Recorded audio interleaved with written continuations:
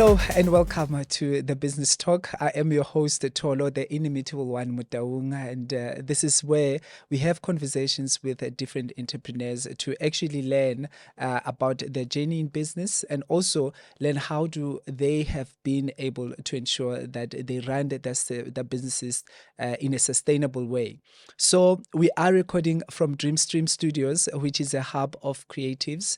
Dreamstream offers everything you need to create your own online channel, live stream to multiple platforms, enable hybrid live link ups, host studio-based streams, and you can also enjoy Dreamstream's video on-demand services. So do check them out on all social media platforms. They are Dreamstream. And today we kickstart Women's Day, or rather Women's Month, with Mem Lerato Sithole, who is the founder and leader of Think and Grow Rich Africa. She is a corporate leader, entrepreneur, certified coach, mentor, and also a storyteller. And above that, she is a mother of 5 children and a wife, and deeply committed to making a positive impact on individuals' lives and contributing to the growth and success of African enterprise. And you'll understand why we're having her here today. So she has a conviction that empowerment and knowledge are key to unlocking potential. She is in the forefront of nurturing a legacy of success and excellence on our continent.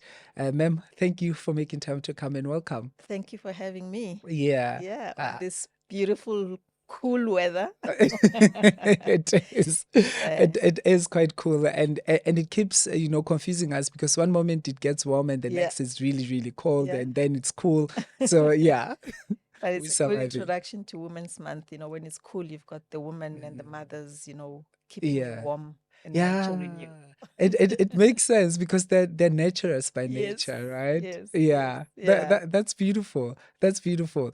And I think to kickstart our conversation, if you can, just give us an overview of what Think and Grow Rich Africa is about and the vision behind it, really. Yeah. Wow, yeah, it's something that is very exciting at this stage of my life after 33 years of being a corporate woman. Yeah. And starting something that is almost allowing me to give back, allowing me to share my journey, Yeah. but also growing me even further than where I've than the stage I'm at. Yeah. So Think and Grow Rich Africa is birthed by myself having read the book Think and Grow Rich by Napoleon Hill. Mm-hmm. And this happened in 2016. I was a partner at Deloitte. I was till the end, which is the end of my 33-year career. So I was doing very well, highly successful at the time, running a business in Deloitte as one of the partners. I think I was not at the board yet because eventually I was a board member. Yeah. But I got to a point where, I don't know, that success felt empty. You're successful, you're doing well. And with these big 4 firms and these corporates, Yeah. being a Black woman and succeeding, not succeeding because you are an HR person, and that no offense to HR people, but succeeding where you have to drive revenue. We sell millions, right? Yeah. Yeah. To be a partner, you would have sold 30 million year on year for at least 2 years. Right. So you're successful, you're running a business, because I was running a business, a supply chain. My subject matter is supply chain, but I just felt empty.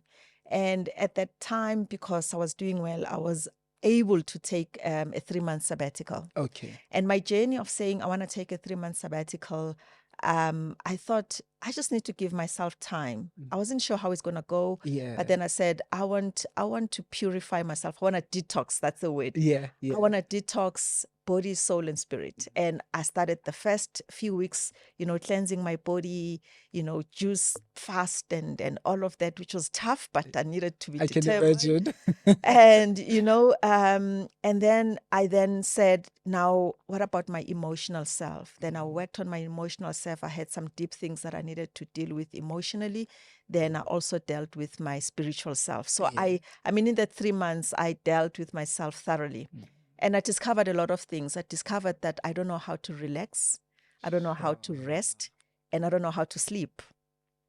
And how had all of that impacted your life?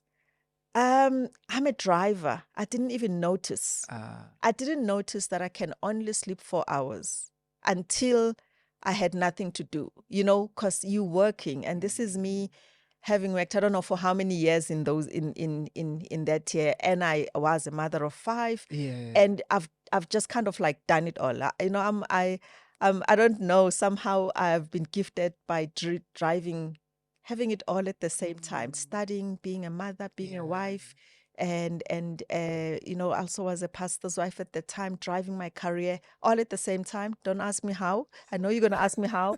I don't know if I have the answers, but I was able to drive it all. Even Yeah. with my studies, I studied part-time. So after matric, I studied part-time. When I started studying, my eldest son was 2 years. Yeah. And it took me 8 years to do my junior degree. But by the time I was 8 years, I had all 5 children. Yeah. So those miracles. It makes sense when you say you slept 4 hours and it became normal to you. I didn't notice because there was always something. There was always an adrenaline rush. There was always a roller coaster. Achieve this, achieve that, achieve this. I didn't feel the pain. I didn't feel the burden. But when I reached that point of taking that sabbatical, and I had a very good leader, who allowed me to do that without making a noise about it, just like said, just go rest. Because when you serve, you serve God, you also serve people, and they see you and they allow you to be. So I was able to do that. And that's when I landed on Think and Grow Rich, the book by Napoleon Hill, and it hooked me. Yeah. And I think the main thing why I got hooked on it is I read it. It was almost like, here's a book that speaks to me as a child of God. Bring in the principles of the Word of God, which is easy for me, but also is acknowledging the fact that I can be as successful as I want to be. Because, there's been a thing that, children of God, they have to follow, they have to be somewhere at the bottom of the food chain. But this one just encompassed everything. And that's basically what I loved about it. And when I applied and implemented it, each time I did that, things got better and better, how I led my team and all. So that's when I laid my hand on Think and Grow Rich, that book. You want me to carry on until we go to the Africa part? Yeah, just to say the vision about the Think and Grow Rich Africa. Yeah. But what is the vision behind it? Yeah. So the vision behind Think and Grow Rich Africa is it's about transformation, paradigm shift. It's exactly that. Africans, think yourself to riches. Your thoughts are things, and they are tangible things. And if everything is taken away from you, you actually have everything you need because you have your thoughts. Whatever you think is who you are. As a man thinketh, so is he. Yeah. So that book brings that to practicality. So I have taken the principles, and actually I've been licensed to use those principles for the continent of Africa. Because when I got involved with the work and with the foundation, and we'll talk about that, I then got to say, no, but in Africa, we have a rich, diverse, colorful way of doing things. And I would like to get that, embrace these principles, and let Africans stop feeling sorry for themselves, stop being victims. And I know there's a lot of people that are pushing and are not feeling like that. But because we are such a, can I say, diverse, and there's a lot of us, so we have what we need to get to where we want to. It's not only to get the grants, it's not only to get the loan, but it is to use what you've got and our thoughts. And because we are so colorful, can you imagine how colorful and diverse those thoughts are? That is why we can dance, we can sing, we can, better than, I'll be selfish, better than any other continent. Yeah, that is so profound, especially when you talk about, transformation, right? Yes. Because it has to start with one. Yes. And I think generally one of the challenges is that we we lack role models Yeah. of people that we can look up to, particularly that are close to us, Yeah. that have walked the journey to Yes. say, okay, if they've been able to do it, I I can can do it. or this is how they're doing it. Exactly. And it sounds like you're extending, yourself to say, actually, here are the steps, and this is Yes. how you can do it. Absolutely. Yeah. So, and you are helping me now to actually unpack your question again. What is the vision? So it is, so Think and Grow Rich Africa is a coaching and transformation organization using the thoughts of Africans to take them to their goals, their destination, to the definite major purpose. So what the book does, or what it did then in 1937, it collected the stories of the great and successful Americans of those times, the Henry Fords, the Thomas Edisons, the Wright brothers. So that's what Napoleon Hill did. He went and he interviewed the successful men and women of those days, and he captured their habits, their principles, their behaviors, and he created those principles. Now here we are, Think and Grow Rich Africa. What does Lerato want to do? She wants to capture the stories of great and successful Africans, put them in the book, put them in a movie, and say, here are role models of the person that you know, a person that looks just like you. Here is the journey to say that it is possible. You can do it. This is how they think. This is how they behave. These are their principles. These are their routines. This is how they make decisions. So I am collecting stories to recreate those role models that you're speaking about. And they're not going to only be in a book. They are going to be in motion pictures as well. Wow. This is incredible. And it gets me excited because I think as Africans, at some point or to a certain extent, we get challenged in that a lot of things we see them from overseas, and now there's also a context in our African space where now we have to really delve into things to say, okay, what does it mean to us? How do we even make sure that we shift things around? And it's exciting that you're actually taking that role. I'd like us to go back to where your career started. Just give us a highlight of the journey, your journey in your career, and perhaps some of the milestones. Right. So wow. So I was 18. I was 18 when my husband proposed to marry me. Wow. Right? Yeah. And there I go. I prayed about it. So that's a story for another day. But I prayed. And up to today, I can tell you that God answered me. Wow. We married for 33 years this year. So it is, Congratulations. That's a same lifetime.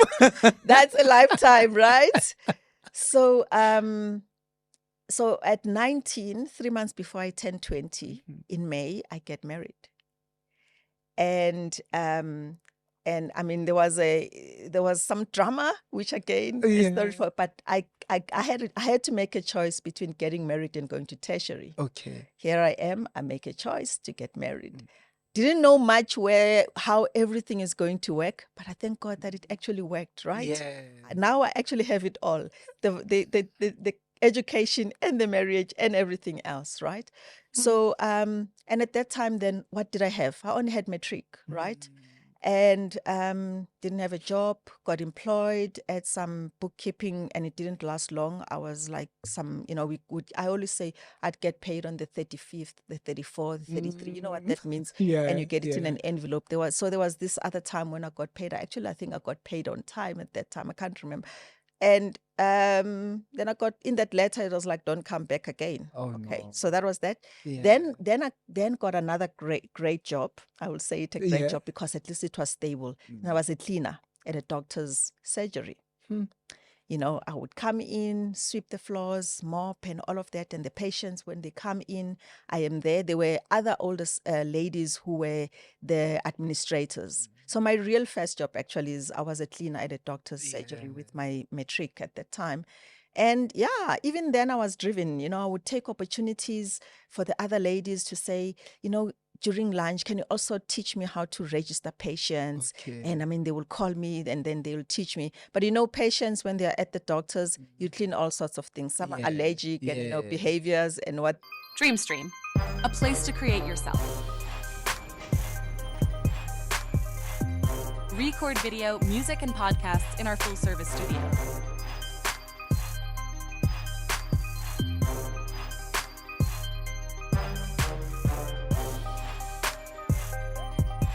Record video, music, and podcasts in our full-service studio. DreamStream, a place to create yourself.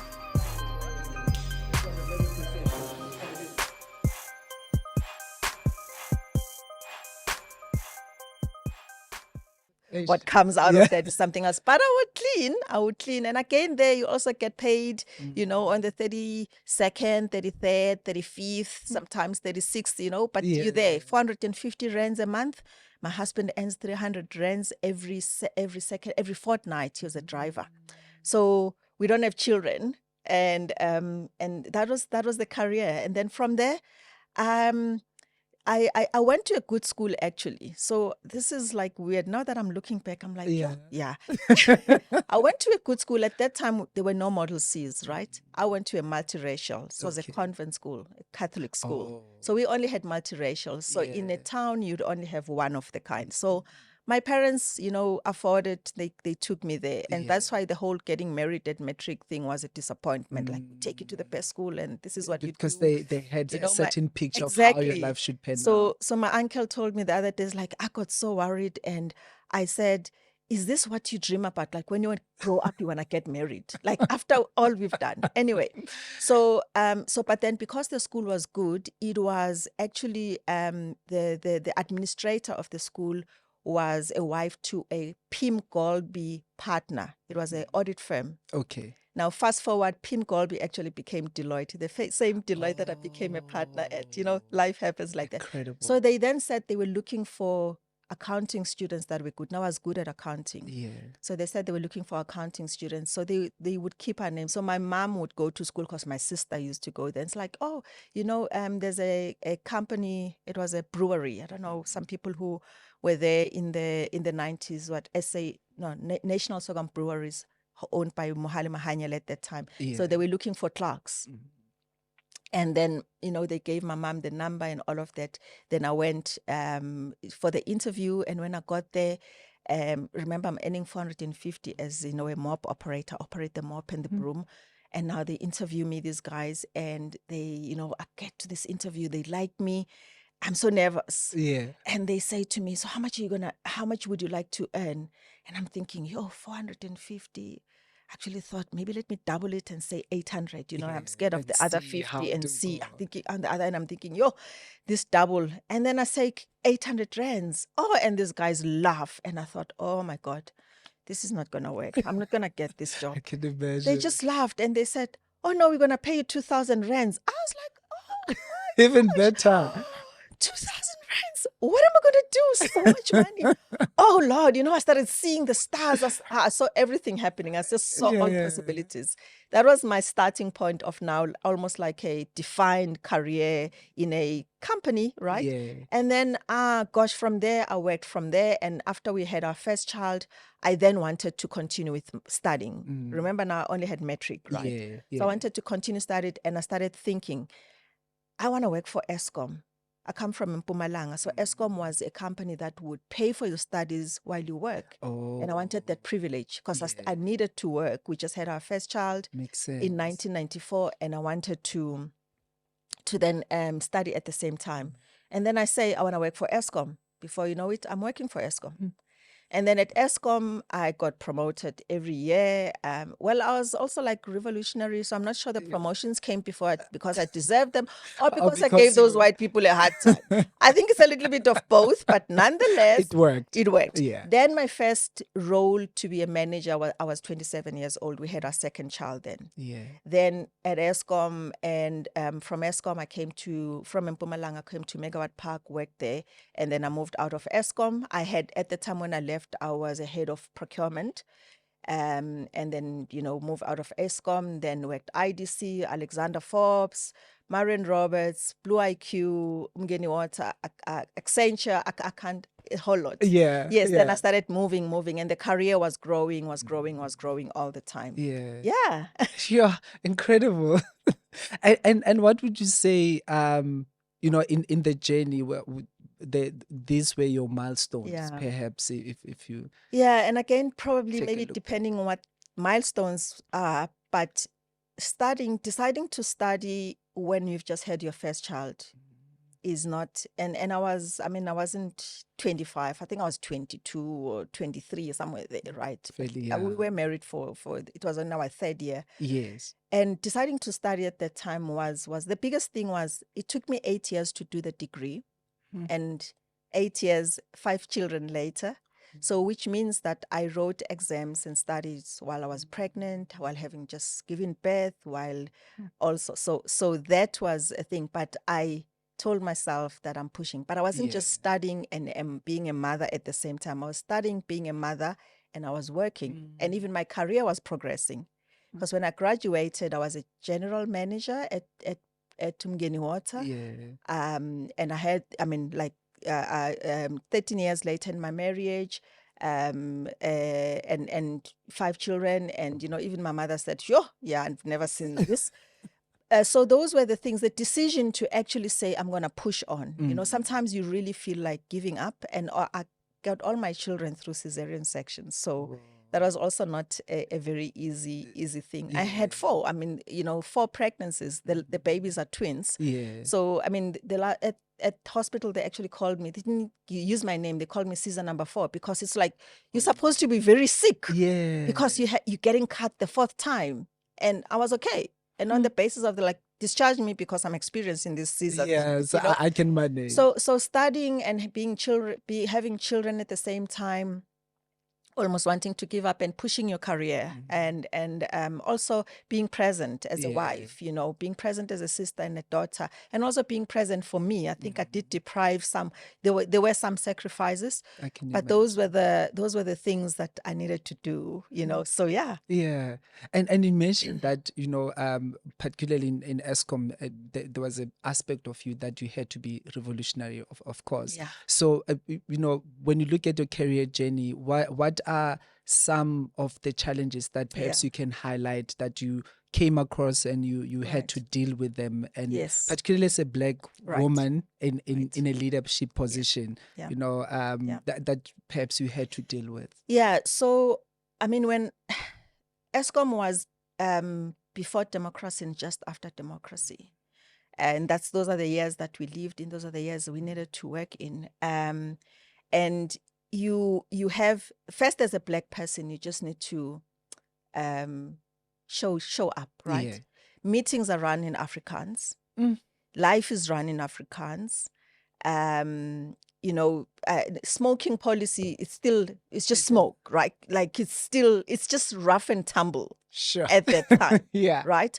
But I'm one of those that decided I'm not going to switch off because they'd run a meeting in Afrikaans, but I'm going to speak Afrikaans. Yeah. So I'm going to engage because there is something that I want for myself here. I didn't have a clear picture, but I'm just stubborn. If something is too difficult, I'm like, no, it can't be.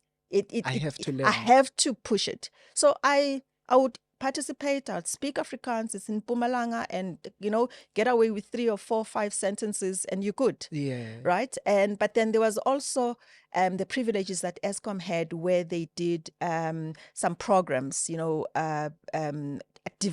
accelerated development programs and all of that. I remember my manager just refused, said, you're not going there.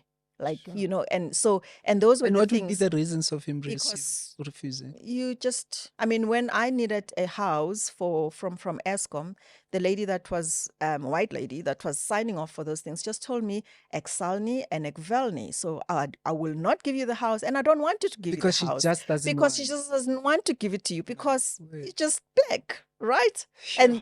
And this was in 94 when it was said, now you can go and stay in suburbs. You can now have an ESCOM house that is decent. Okay, but me, I got the house, right? Revolution, Yeah. right? I got the house. Even that accelerated development program, I got it. So things like, you would still be called Komiso. And I'd be like, no, So when I joined ESCOM, there was a group of about 10 graduates, and they call them graduates in training. Now, if you abbreviate it, it's GIT. Now, ESCOM was Afrikaans, so they call it Gits. It's like Gits, like it's.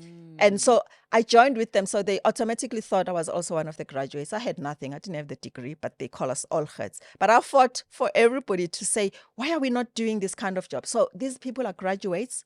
Every day they come in, they distribute reports. We distributed. Second week, I was like, no. For how long are we going to do this? And then you then push forward. And because I'm the one that's pushing, then they move me to somewhere else. They give me something better. And then there you decide to see something else, and it's something better. And then there's an introduction of SMMEs. I'm in supply chain. I'm in procurement. Then you get your Black people, you give them opportunities. Some of them don't have fax machines. So you ask them, please take a taxi, come get the RFQ, fill it in, bring it back, submit it, you give them. And then suddenly when they win those tenders, everybody's your cousin, your brother, you gave them those. So you had to fight all of that and show up that you work with excellence. You know what you're doing. You end up getting investigated for things. And God being God, came out clean because you were serving God and you were being fair. So you had to stand. So at Arnold Power Station, when I got my first managerial role at the age of 27 in 1997, I was the first Black woman to lead a procurement division ever. Well, we just come out of apartheid. So I led people that have been there, whites only, for about 15, 18 and whatever many years. And you need to show up. At every time when you say something, it's almost wrong before you said it. It's almost a failure before you said it. So you stand up. But let me tell you, it never stopped there. It's still what we are doing in corporates, even up to now. Just that now there's a lot more, we can say there's progression. Some is forced, some is voluntarily, some is with realization that Black is not equal to inferior. Woman Black is not equal to lazy, inferior, emotional, and all of that. And we also don't need to lose our emotional selves as women just to show up and lead. In fact, that is what is required in the boardroom. To show up as women. Be feminine. Be yourself. Cry when you need to. Laugh out loud when you need to. Be childish if you feel like. Be a girl, and lead the men because that's what they need. We don't all need to be all like masculine to just show that I've got this role and, and be impossible. Actually, we just need to be relaxed and be who God has created us to be as women. And just lead in that way. And it takes greed for one to be able to take that kind of a journey. For you, what are some of the qualities that you feel that you possess that were able to get you through all of this? I'm going an extra mile. And going an extra mile comes with being a woman. Let me tell you. So in a house, your husband will come say one sentence. You answer in 3 paragraphs, right? There's a house, it's just a shell. You come in, you beautify it, so you go an extra mile in doing that. So in whatever I did, so my principles in all, and most of my bosses, even the ones that led me long time ago, excellence and go an extra mile. So if I'm given a task, I go all the way. And for me, and that is why I wouldn't want to do anything that I don't enjoy, because then I won't go an extra mile. So luckily, all the things that I took on, I would love them by force, or they love me, or something like that. But I would enjoy what I'm doing. For all the 33 years of being in corporate, I loved all of it. I then got to a realization about 2 years ago that this corporate, which I thought was a calling, doesn't look like it's going to be a calling forever. And I think maybe it comes with being in your 50s and you start saying, oh my gosh, I never thought. And then I embraced what God was bringing towards me, and hence the birth of Think and Grow Rich Africa. Now I can take all of my career and the journey I've traveled and give back, not only to South Africans, but to the continent and bring other people of my kind for us to give back and create that role model concept that was always been there and sometimes got lost. It's just an incredible story, and it's a career that spent over 30 years, Yes. and both in public and in a private sector. Right? And the Dreamstream, a place to create yourself. Record video, music, and podcasts in our full-service studio.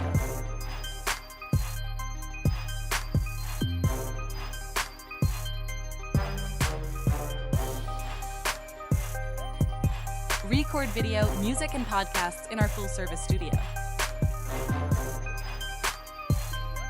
Dreamstream, a place to create yourself.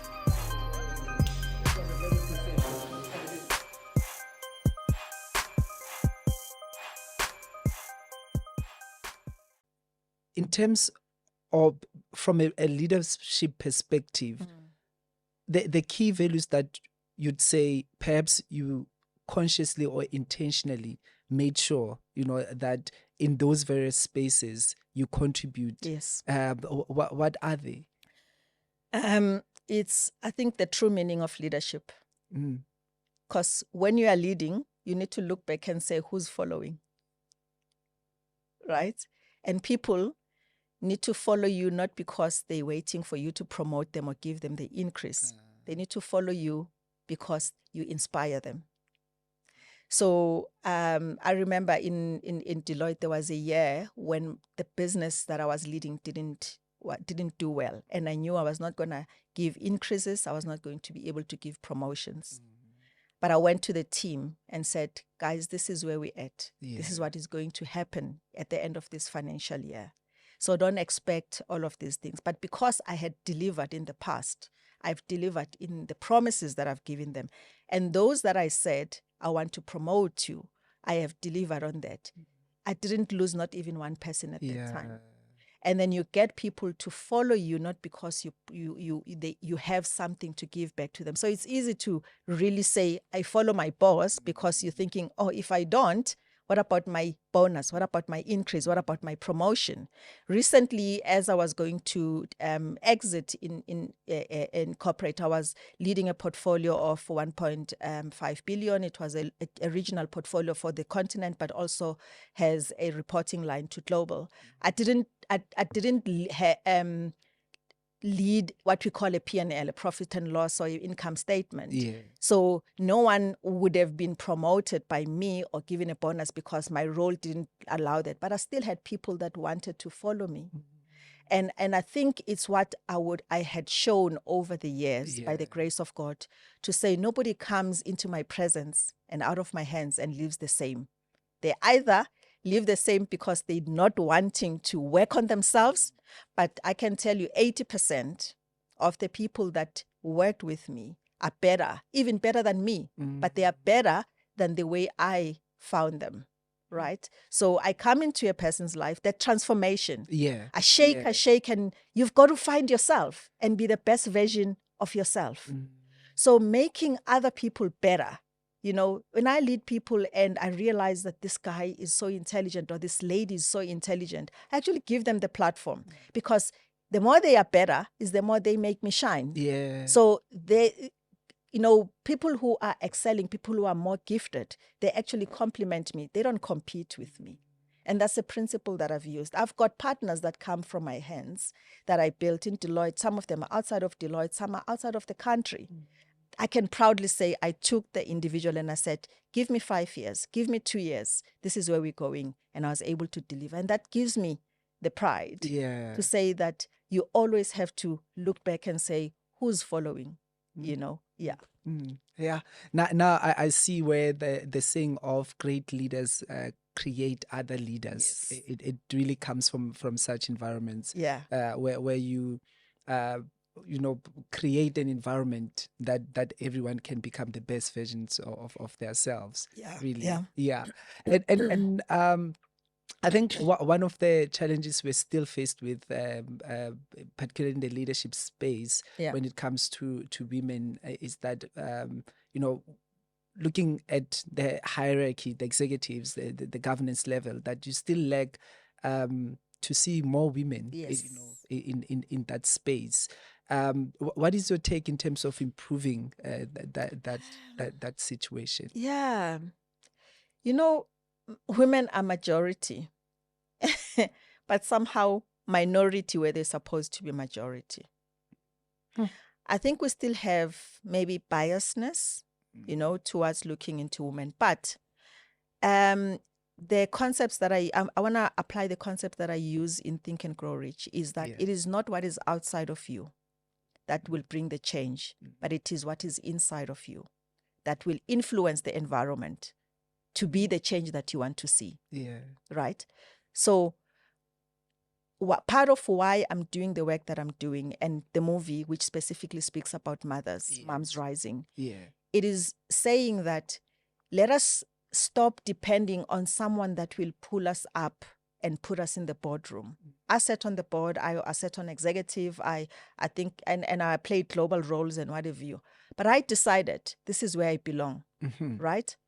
So here's the thing, you get into the boardroom, you try to do a presentation, you've lost all your thoughts, the English is not Englishing that day, it just disappears, and you kind of get stuck. So I took a stance that if I'm in a boardroom and I try to find this English words, I'm actually saying, guys, there's a big English word that I'm trying to remember. I have forgotten the word. But this is what it's supposed to mean. Right? And it takes that one word to actually lose everything. You know what? Yes, because I'm realizing this thing. It's, there was a time we still at Deloitte, so we were doing something like this, right? But we had to practice the script. It was going to be on screens, and we're going to go speak as if we are acting or whatever. So I get up, and then as soon as I take the mic, I forget all the lines. And then I literally said, guys, I forgot all my lines. And the audience actually thought I'm lying, and they started laughing. And as they laughed, I remembered all my lines. And you know what? Because I was like... So you basically changed the environment by being authentic. By being authentic. But I had literally forgotten my lines. Wow. So I get there, I take the mic, and I stand for a second is long if you have to say something. Long.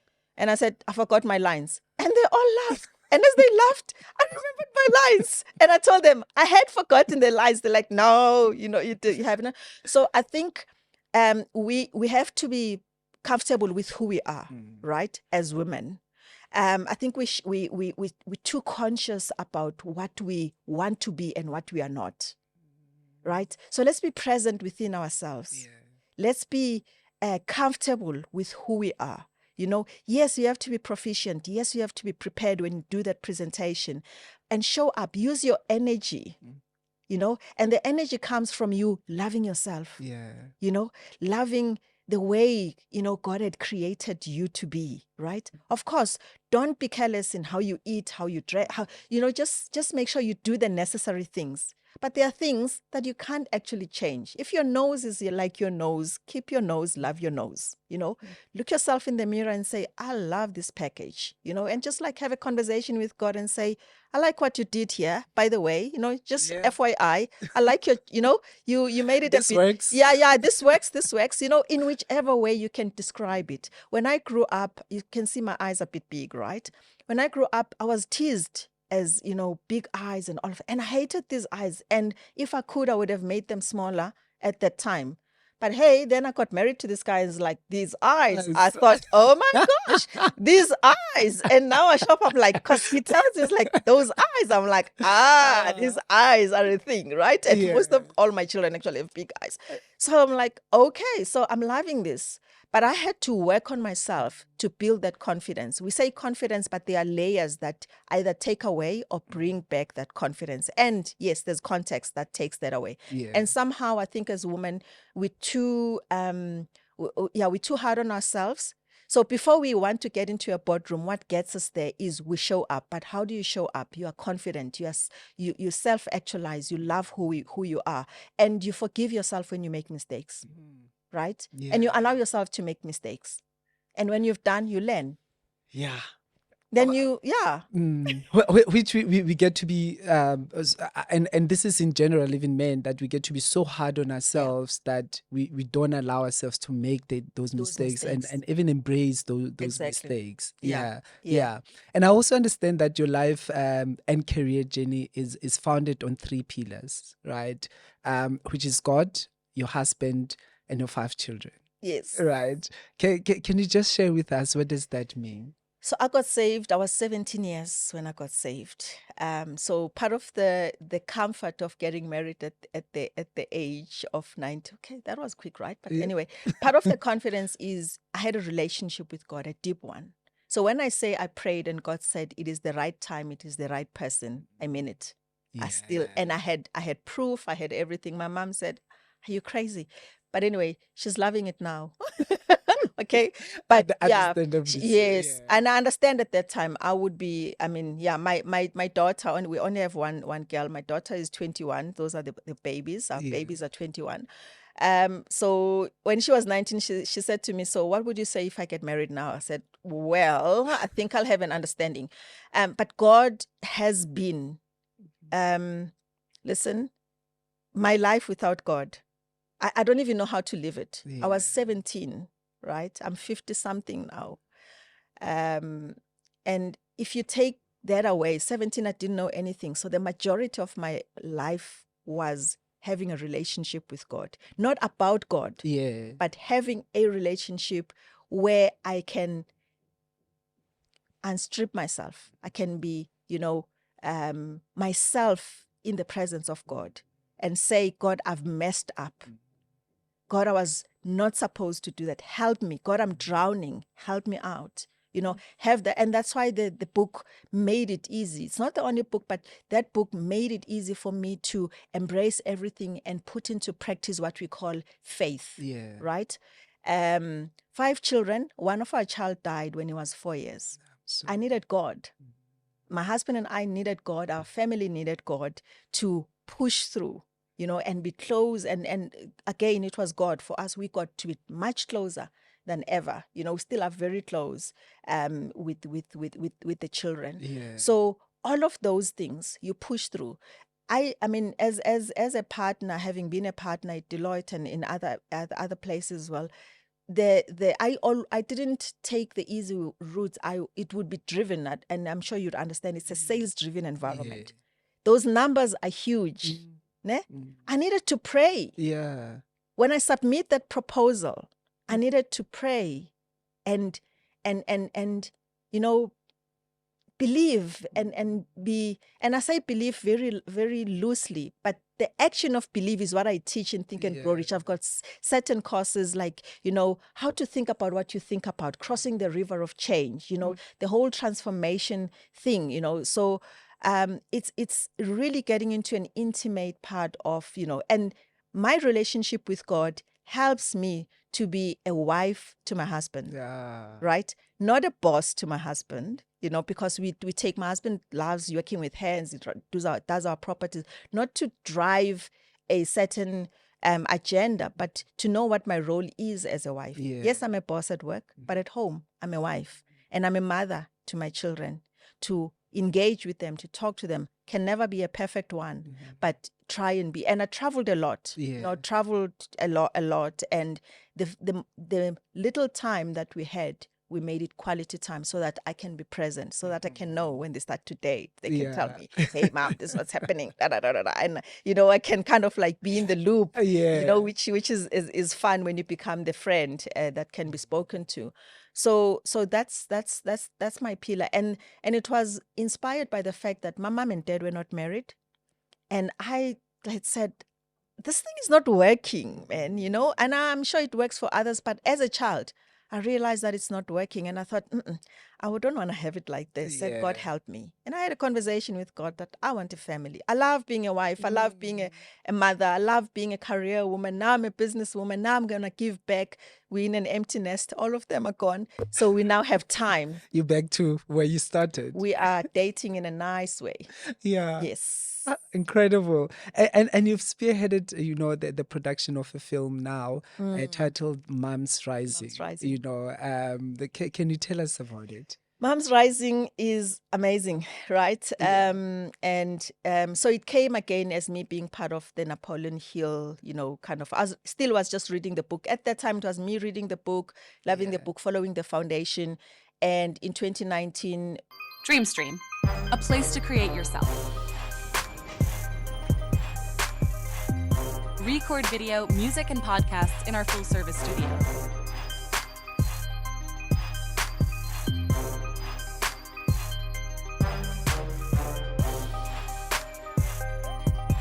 Record video, music, and podcasts in our full-service studio. Dreamstream, a place to create yourself.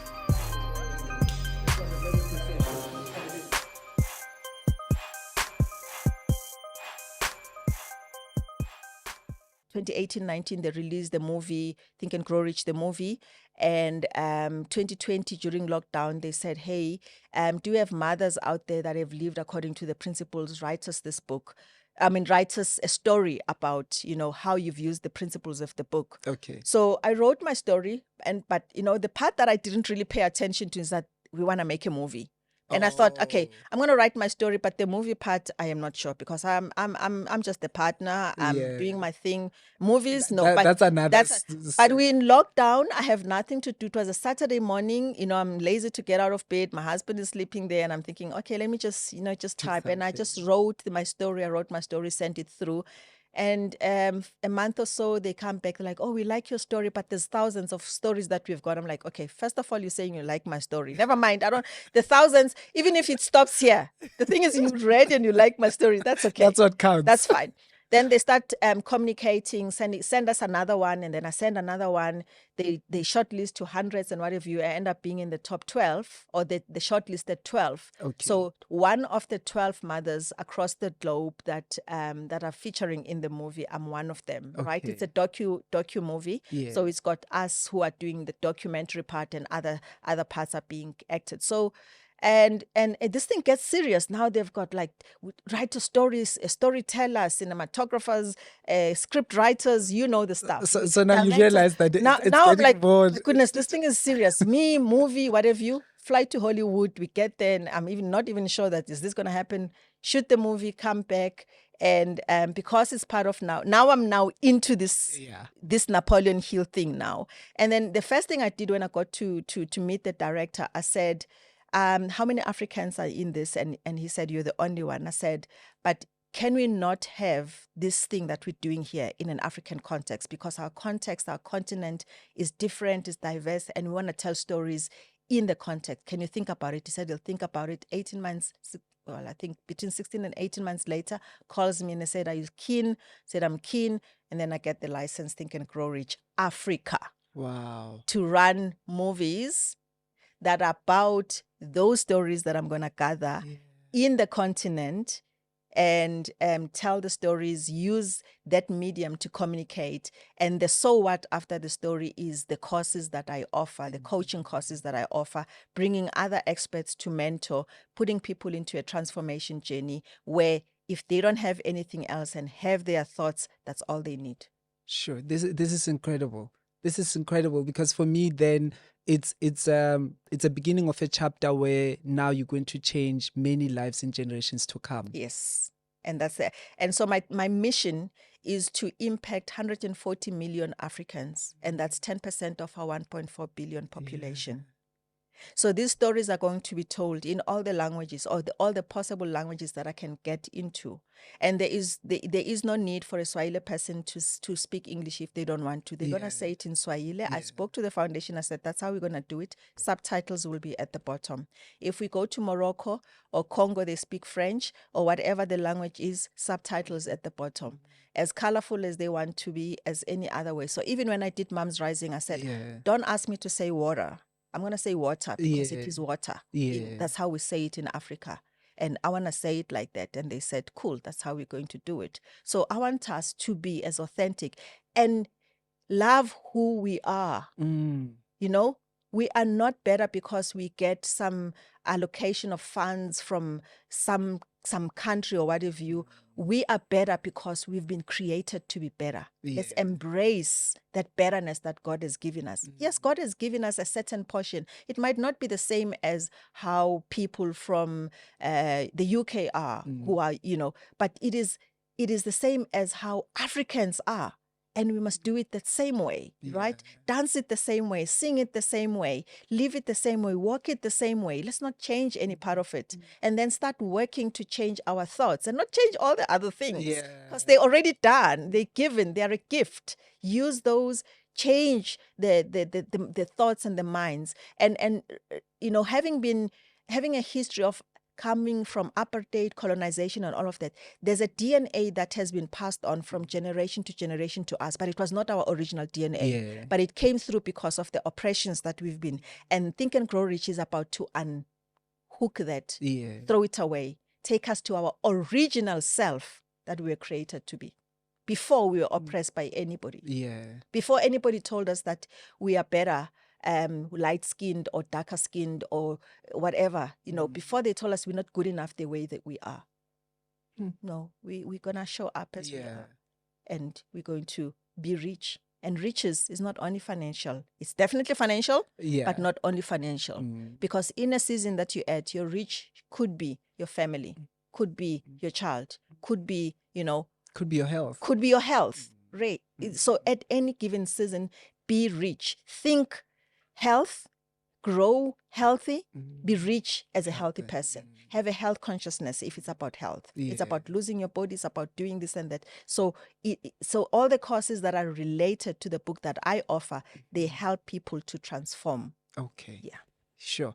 And now you shot it in Hollywood, yes. right? And I mean, it's known as one of the best spaces to for production. Right. And what was that experience like for you? First of all, I didn't, for all the time I was there, I couldn't believe that I'm there. I couldn't even, I'm here, but hey, I'm in a movie. Like, it was never something I studied. It was never in my bucket list. It was like, what is happening? So it was an incredible experience. It was Universal Studios and all of that. I went to see all of that, and it was nice. It was great. It was great. And hence, when I got there, I said, this has got to be in Africa. I got there and it must come back home. Yeah. It's got to be in Africa. But I think the blessing was also to meet the director, Scott Cervine, because he's the one that then inspired me for the license, and is the one that's now inspiring me to also do the movies locally. He's here. He's coming here on Tuesday. Okay. To for us to take the movie to the cinemas, because the movie is gonna be in the cinemas, in the NuMetro Cinemas, and so he's coming. He's coming for the second time, because in May we did the premiere. Okay. So now, so that is now. So the movies that we're going to produce, and the production company is called Uriti, which I own as well, and I run it with Scott. So we're gonna produce that quality. Right? In Africa. Think and Grow Rich Africa. Incredible. We're not second class. Yeah. We are not a second class. We are not second hand. We're not inferior. In fact, this is where the soil is. This is the mother of all the nations. Yeah. Sure. And I got curious to see that you worked with Scott Cervine, and I wondered, for you, what did it mean to have an opportunity to work with him, and how was it for you? And we still are working, right? And you still are, and you still have we're more work to do. We're still going to do a whole lot of incredible work. When I started realizing what is happening now with me being in the movie and being part of Think and Grow Rich and all of that, I then sat back. I like journaling. Yeah. So I sat back, I started writing and saying, God, where are we? What are we doing? So it's almost like saying you're evangelizing in a different way, right? And you're evangelizing to people that are your kind, the executives, people that are there that are looking for answers and have forgotten where the answers are. Evangelizing is actually transformation, right? It is. You think like this yesterday, tomorrow you think differently. So tomorrow we call you are born again because you are born of a different thing than you were yesterday. So working with him is almost like, when you have a vision, God gives you a provision. Although I didn't know what the vision is, but I had the desire. So what I did in my career is what God is allowing me to do to transform at a continental level, because that's what I did. You asked me the question earlier. That's what I did. I transformed people's careers.